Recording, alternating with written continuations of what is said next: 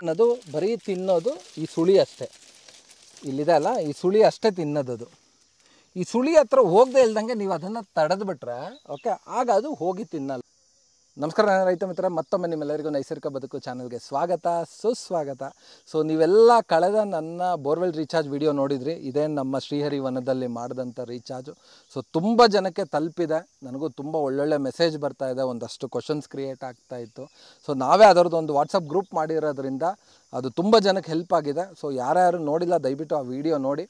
ಮತ್ತು ಆ ವಾಟ್ಸಪ್ ಗ್ರೂಪಲ್ಲಿ ನಾನು ಪ್ರೇಮಾನಂದ್ ಸರ್ ಅವ್ರ ನಂಬರು ಹಾಕಿದ್ದೀನಿ. ಸೊ ನೀವು ಅವ್ರ ಹತ್ರ ಡಿಸ್ಕಷನ್ ಮಾಡ್ಕೊಂಡು ನಿಮ್ದು ಏನಿದೆ ಕ್ವಶನ್ಸ್ನ ಕ್ಲೋಸ್ ಮಾಡ್ಕೊಬೋದು. ತುಂಬ ದಿವಸದಿಂದ ನನ್ನ ತಲೆಯಲ್ಲಿ ಒಂದು ಮುಖ್ಯವಾದ ಒಂದು ಅಂಶದ ಬಗ್ಗೆ ಮಾತಾಡಬೇಕು ಅಂತಿತ್ತು. ಅದೇ ಈ ರೈನೋಸರಸ್ ದುಂಬಿ ಬಂದು ನಿಮ್ಮ ತೆಂಗಿನ ಸುಳಿನ ತಿನ್ನೋ ಅಂಥ ದುಂಬಿ. ಅದ್ರ ಬಗ್ಗೆ ಫುಲ್ ಡೀಟೇಲ್ ಆದಂಥ ಇನ್ಫಾರ್ಮೇಷನ್ ನನಗೇನು ಗೊತ್ತಿದೆ, ಪ್ಲಸ್ ನಾನೇನು ನಾವು ನೋಡಿದ್ದೀನಿ ಅದ್ರ ಬಗ್ಗೆ ಮಾತಾಡೋಣ ಬನ್ನಿ. ಸೊ ನಿಮಗೆಲ್ಲರಿಗೂ ಗೊತ್ತಿರೋಂಗೆ ಈ ರೈನೋಸರಸ್ ಅಂತ ಒಂದು ಹುಳ ಬರುತ್ತೆ. ಅದಕ್ಕೆ ಈ ತೆಂಗಿನ ಗಿಡ ಅಂದರೆ ತುಂಬಾ ಲವ್ ಅದಕ್ಕೆ. ಓಕೆ, ಇದು ಎಲ್ಲಿ ಕಾಣುತ್ತೆ ಅದನ್ನು ಹುಡಿಕೊಂಡು ಬರುತ್ತೆ. ಅದರಲ್ಲೂ ಈ ಥರ ಎಳೆ ತೆಂಗಿನ ಗಿಡಗಳು ಅಂದರೆ ಅದಕ್ಕೆ ತುಂಬಾ ಇಷ್ಟ. ಸೊ ಇದು ಮಾತಾಡೋಕ್ಕೂ ಮುಂಚೆ ನಾನು ಒಂದು ನಾರಾಯಣ ರೆಡ್ಡಿ ಅವ್ರದ್ದು ಒಂದು ವಿಡಿಯೋದಲ್ಲಿ ಅವ್ರದ್ದೊಂದು ಮಾತು ಕೇಳಿದ್ದೆ. ನಾವು ಆ ಹುಳಾಗೆ ಬೈಬಾರ್ದು ಆ್ಯಕ್ಚುಲಿ. ಯಾಕಂದರೆ ಇಲ್ಲಿ ಕೊರೆದು 4ನೇ ಗರಿ ಹತ್ತಿರ ತೆಂಗಿನ ಸುಳಿ ಇದೆಯಲ್ಲ, 4ನೇ ಗರಿ ಹತ್ತಿರ ಇಷ್ಟು ದೊಡ್ಡದೊಂದು ದಿಂಡಿ ಇದೆ. ದಿ ಸ್ವೀಟೆಸ್ಟು ತಿನ್ನೋದು ಅಷ್ಟು ಸಿಹಿ ಇರ್ತದೆ. ಗೊತ್ತಾದರೆ ಜನ ತೆಂಗಿನ ಮರ ಕಡ್ದು ಹಾಕ್ಬಿಡ್ತಾರೆ. ಅದೇ ಈ ಗಿಡದಲ್ಲಿ ಅಂಥ ಒಳ್ಳೆ ಸ್ವೀಟ್ ಅಂಶ ಇರುತ್ತಂತೆ. ಇದನ್ನೇನಾದ್ರು ಮನುಷ್ಯ ತಿನ್ನೋಕ್ಕೆ ಸ್ಟಾರ್ಟ್ ಮಾಡಿಬಿಟ್ರೆ ಅಥವಾ ಅದ್ರದ್ದೊಂದು ರುಚಿ ನೋಡಿಬಿಟ್ರೆ ಒಂದು ತೆಂಗಿನ ಗಿಡನೂ ಉಳಿಸಲ್ವಂತೆ ಪ್ರಪಂಚದಲ್ಲಿ ಅಂತ ಅವರೊಂದು ವಿಡಿಯೋದಲ್ಲಿ ಹೇಳಿದರು. ಸೊ ಮೋಸ್ಟ್ಲಿ ಅದಕ್ಕೆ ಅನ್ಸುತ್ತೆ ಆ ರೈನೋಸರಸ್ ಹುಳನೂ ಹುಡಿಕೊಂಬರುತ್ತೆ. ಅದು ಯಾವುದಕ್ಕೆ ಹೊಡಿದ್ರೆ ಬರೀ ಇದಕ್ಕೆ ಹೊಡೆಯುತ್ತೆ ಅಂದರೆ ಏನೋ ಒಂದು ರೀಸನ್ ಇರುತ್ತೆ. ಸೊ ಆ ಕಾರಣವಾಗಿ ಹೊಡಿತಾ ಇತ್ತು. ಸೊ ನಮ್ಮದು ನೋಡಿ ಇಲ್ಲಿ ಇದಕ್ಕೆ ಹೊಡೆದಿತ್ತು ಲಾಸ್ಟ್ ಟೈಮ್. ಇದೇ ಮೊದಲನೇ ಸುಳಿ, ಆಗ ಕೆಳಗಿಂದ ಬಂದಂಥ ಸುಳಿ ಇದು ಆ್ಯಕ್ಚುಲಿ ನೋಡಿ. ಇದು ರೈನೋಸರಸ್ ಹುಳ ಹೊಡೆದು ಪೂರ್ತಿ ಕಿತ್ತೋಗಿರೋದು. ಅಂದರೆ ಇದು ಹಿಂಗೆ ಹೊಡೆದು ಕೊರೆದು ಬಿಡುತ್ತೆ ಪೂರ್ತಿ. ಸೊ ಆವಾಗ ನಾನೇನು ಮಾಡಿದ್ದೆ ಅಂದರೆ, ಇದೇ ಮೊದಲನೇ ಗಿಡ ನನ್ನ ಇಡೀ ತೋಟದಲ್ಲಿ ಫಸ್ಟ್ ಹೊಡೆದಿದ್ದು. ಸೊ ಏನಪ್ಪ ದೇವ್ರೆ ಹಿಂಗಾಗೋಯ್ತು, ಹಾಕ್ದಾಗಿಂದ ಒಂದು ಗಿಡನೂ ಹೋಗಿರಲಿಲ್ಲ. ಸೊ ಹಾಕಿದಂಥ 36 ಗಿಡನೂ ಚೆನ್ನಾಗಿ ಬಂದಿತ್ತು. ಯಾರು ಕಣ್ಣು ಬಿತ್ತೋ ಏನೋ ಅಂತ ಹಂಗೆ ಅಂದ್ಕೊತಾ ಇದ್ದೆ. ಸೊ ಅದು ಯಾವುದೋ ಆ್ಯಕ್ಚುಲಿ ಅಲ್ಲ. ಸೊ ಹುಳ ಬಂದು ಹೊಡೆದಿದ್ದಕ್ಕೆ ಈ ಥರ ಆಗಿದೆ ಅಂತ ಆಮೇಲೆ ನನಗೂ ಗೊತ್ತಾಯಿತು. ಸರಿ ಬಂದು ನೋಡಿದಾಗ ಏನಿದೆ ಈ ಥರ ಆಗಿದೆ ಅಂದ್ಬಿಟ್ಟು ಆಗ ನಮ್ಮ ತಮಯ ಅವರು ಒಂದಷ್ಟು ವೀಡಿಯೋಸಲ್ಲಿ ಹೇಳಿದ್ದಾರೆ. ತಲೆ ಹುಳ ಬಂದಿಲ್ಲ ಕೊರೆದಾಗ ಈ ಗಿಡ ನಿಮ್ಗೆ ಗೊತ್ತಿಲ್ಲದೆ ಸತ್ತು ಹೋಗ್ತದೆ. ಇಲ್ಲಿ ನೀವು ಗಿಡಕ್ಕೆ ಏನು ಮಾಡಬೇಕಂದ್ರೆ 1-2 ಹಿಡಿ ಮರಳು ತಗೊಂಡು ಆ ಮರಳನ್ನ ಹೀಗೆ ಎರ್ಚಬೇಕು. ಓಕೆ, ಆಗ ಬೆಳಿಗ್ಗೆ ಹೊತ್ತಿನಲ್ಲಿ 4ರಿಂದ 5 ಗಂಟೆ 6 ಗಂಟೆ ಹೊತ್ತಿನಲ್ಲಿ ಎರ್ಚಿದ್ರೆ ಇಬ್ಬನಿಗೆ ಅದು ಅಂಟ್ಕೊಳ್ತದೆ ಮರಳು. ಆಗ ದುಂಬಿ ಬಂದು ಅದನ್ನ ಕೊರೆದಾಗ ಅದ್ರ ಬಾಯಿಗೆ ಮಣ್ಣು ಸಿಕ್ಕಿದಾಗ ದುಂಬಿ ಕೊರೆಯೋದಿಲ್ಲ. ಏನಂತ ಅದಕ್ಕೊಂದಷ್ಟು ಮಣ್ಣು ಹಾಕಿ ಕೆಳಗಡೆ. ಸೊ ರೈನೋಸರಸ್ ಹುಳ ಮಣ್ಣಿನ ಟೇಸ್ಟ್ ನೋಡಿ ಅದು ಹೊಡೆಯಲ್ಲ ಅಂತ. ಸೊ ಇದು ಆಲ್ರೆಡಿ ಹೊಡೆದ್ಬಿಟ್ಟಿತ್ತು. ಸೊ ಇದನ್ನು ಮತ್ತೆ ನಾನು ಚಿಗುರಿಸ್ಬೇಕು. ಸೊ ಈಗ ಅಲ್ಲಿ ಇಲ್ಲಿ ಎಲ್ಲ ಚೆಕ್ ಮಾಡ್ಬೇಕಾದ್ರೆ ಹಿಂಗೆ ನಮ್ಮದೊಂದು ಚಿಕ್ಕದೊಂದು ಕಮ್ಯುನಿಟಿ ಇದೆ, ಅದರಲ್ಲೆಲ್ಲ ಮಾತಾಡಬೇಕಾದ್ರೆ ಆಗ ನನಗೊಂದು ಥಾಟ್ ಬಂತು. ಸೊ ಬೇವಿನ ಹಿಂಡಿ ಇದ್ರ ಒಳಗಡೆ ಇದೇನು ಹೊಡೆದಿತ್ತಲ್ಲ ನೋಡಿ, ಅದು ಇಲ್ಲಿತ್ತು ಫಸ್ಟು. ಇಲ್ಲಿ ನೋಡಿ ಸರ್, ಬನ್ನಿ ಹತ್ರ. ಇದು ನಿಮ್ಮ ಚಿಗುರು. ಸೊ ಇದ್ರ ಒಳಗಡೆ ಒಂದಷ್ಟು ಬೇವಿನ ಹಿಂಡಿ ಹಾಕಿದೆ ನಾನು ಇಲ್ಲಿಗೆ.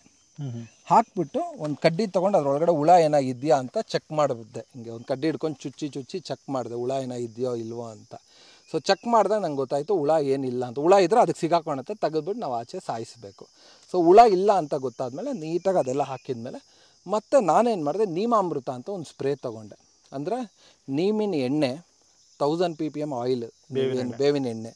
ಅದರಲ್ಲಿ ನೀವು 10,000 ppm ಆಯಿಲ್ ತೊಗೊಂಡ್ರೆ ನೀವು ಆದರೂ ತುಂಬಾ ಸ್ಟ್ರಾಂಗ್ ಆಗಿರುತ್ತೆ. ಅದು ನೀವು 1000 ppm ಇಲ್ಲಾಂದರೆ ಗಾಣದ ಎಣ್ಣೆ ತೊಗೊಂಡ್ಬಿಟ್ರೆ ಇನ್ನೂ ಉತ್ತಮ. ಯಾಕಂದರೆ ನಮ್ಗೆ ಇಲ್ಲೆಲ್ಲೂ ಗಾಣ ಇಲ್ಲ. ಸೊ ಏನು ಮಾಡೋಕ್ಕಾಗಲ್ಲ. ಸೊ ಅದನ್ನೇ ತರಬೇಕಾಗತ್ತೆ. ಸೊ ಗಾಣ ಇಲ್ಲೆಲ್ಲೂ ಇಲ್ದಿರೋದ್ರಿಂದ ಅದು ತೊಗೊಂಡೆ. ಗಾಣದ ಎಣ್ಣೆ ನೀವು ಇನ್ ಕೇಸ್ ಇದ್ದರೆ ಅದನ್ನು 5 ml ನೀವು ಹತ್ತತ್ರ ನೀವು 1 ಲೀಟ್ರ್ ನೀರಿಗೆ ಹಾಕಿ. 5 ml ಗಾಣದ ಎಣ್ಣೆನ 1 ಲೀಟ್ರ್ ನೀರು. ಅದೇ ಥರ ಒಂದು ಸ್ಪ್ರೇಯರ್ ಕ್ಯಾನ್ ಅಂದರೆ 15 ಲೀಟ್ರ್ ನೀರು. ಸೊ ಅದು 5 × 15 ಕ್ಯಾಲ್ಕುಲೇಟ್ ಮಾಡ್ಕೊಳ್ಳಿ. ಹತ್ತತ್ರ 75 ml ಬರುತ್ತೆ. 75 mlನ ನಿಮ್ಮ 15 ಲೀಟ್ರ್ ಸ್ಪ್ರೇಯರ್ಗೆ ಹಾಕ್ಬಿಟ್ಟು ನೀಟಾಗಿ ಇಲ್ಲಿದೆ ಅಲ್ಲ ನೋಡಿ, ಈ ಬುಡದಿಂದ ಇಲ್ಲಿಂದ ನೀಟಾಗಿ ಸ್ಪ್ರೇ ಮಾಡಿ ಇಲ್ಲಿವರೆಗೂ. ಮತ್ತು ಇಲ್ಲಿ ಕೆಳಗಡೆನೂ ಅಷ್ಟೇ, ಇಲ್ಲಿಂದ ಪೂರ್ತಿ ಸ್ಪ್ರೇ ಮಾಡಿ ಕೆಳಗಿಂದನೂ. ಓಕೆ, ಮಾಡಿಬಿಟ್ಟು ಈ ಗಿಡನ ಪೂರ್ತಿ ಆ ಬೇವಿನ ಎಣ್ಣೆಯಲ್ಲಿ ಒಂಥರ ಅದು ಒಣೆ ಆಗ್ದಂಗೆ ಆಗ್ಬೇಕು ನಿಮ್ಗೆ. ಅಂದರೆ ಸುತ್ತ ನಿಮ್ಗೆ ಇರಬೇಕು. ಸೊ ಅದರ ಎಫೆಕ್ಟು ಮಿನಿಮಮ್ ನಿಮ್ಗೆ 1.5 ರಿಂದ 2 ತಿಂಗಳಿರುತ್ತೆ. ಆ 2 ತಿಂಗಳವರೆಗೂ ನಿಮ್ಗೆ ಯಾವುದೇ ರೀತಿಯಾದಂಥ ದುಂಬಿ ಬಂದು ಹೊಡೆಯಲ್ಲ. ಸೊ ಇದು ಪದೇ ಮಾಡ್ತಾ ಇರಬೇಕು ನೀವು. ಆವಾಗ ಇಲ್ಲಿ ನಮಗೊಬ್ಬರು ಗೌಡ್ರು ಹೋಗ್ರು, ಈ ಊರಲ್ಲಿ. ಸೊ ಅವ್ರ ಹತ್ರ ಹಿಂಗೆ ನಾನು ಮಾತಾಡ್ತಾ ಇರ್ತೀನಿ, ಯಾಕಂದರೆ ನಾವು ಒಬ್ಬರು ಹಿರಿಯರದ್ದು ಸಲಹೆ ಆಗಾಗ ತೊಗೊತಾ ಇರಬೇಕು ಅಂತ. ಅವರೊಂದು ಐಡಿಯಾ ಹೇಳಿದ್ರು, ನೋಡಿ ಸರ್, ಈ ದುಂಬಿ ಅನ್ನೋದು ಬರೀ ತಿನ್ನೋದು ಈ ಸುಳಿ ಅಷ್ಟೇ, ಇಲ್ಲಿದೆ ಅಲ್ಲ ಈ ಸುಳಿ ಅಷ್ಟೇ ತಿನ್ನೋದು. ಈ ಸುಳಿ ಹತ್ರ ಹೋಗದೆ ಇಲ್ದಂಗೆ ನೀವು ಅದನ್ನು ತಡೆದ್ಬಿಟ್ರೆ ಓಕೆ, ಆಗ ಅದು ಹೋಗಿ ತಿನ್ನಲ್ಲ ಅಂತ. ಅದು ತಡೆಯೋದಕ್ಕೆ ಏನು ಮಾಡ್ಬೋದು ಅಂದರೆ ಸುತ್ತ ಹಿಂಗೆ ಟೈಟಾಗಿ ನೋಡಿ, ಇಲ್ಲೆಲ್ಲೂ ನಿಮಗೆ ದುಂಬಿ ಹೋಗೋಕ್ಕಾಗಲ್ಲ, ಯಾಕಂದರೆ ಸುತ್ತ ಇದೇನಿದೆ ಅಲ್ಲ ಇದು ಆಲ್ರೆಡಿ ಬಲ್ತಿರೋ ಅಂಥ ಕಡ್ಡಿ, ಇದರಲ್ಲಿ ತುಂಬ ನಾರಾಂಶ ಇರುತ್ತೆ, ಅದ್ರ ದುಂಬಿ ಕೊರೆಯೋಕ್ಕಾಗಲ್ಲ ಸಾಮಾನ್ಯವಾಗಿ.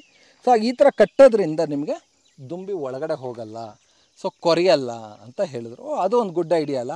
ಸೊ ಅದು ಮಾಡ್ತಾ ಇದ್ದೀನಿ ನಾನು. ಮತ್ತು ಈ ನೀಮಾಮೃತ ಮತ್ತು ಬೇವಿನ ಹಿಂಡಿ ಎರಡೂ ಉಪಯೋಗಿಸ್ತಾ ಇದ್ದೀನಿ. ಸೊ ಅದರಿಂದಾಗಿ ಈಗ ಆಲ್ಮೋಸ್ಟ್ ಇಲ್ಲಿವರೆಗೂ ನನ್ನ ಇಡೀ ತೋಟದಲ್ಲಿ ಇದು ಮೇಲ್ಗಡೆ 2 ಒಟ್ಟು 3 ಹೊಡೆದಿರೋದು. ಸೊ ಅದಾದಮೇಲೆ ಇಲ್ಲಿವರೆಗೂ ನಾನು ಯಾವುದೂ ಆ ಥರದ್ದು ನೋಡಿಲ್ಲ ಸರ್.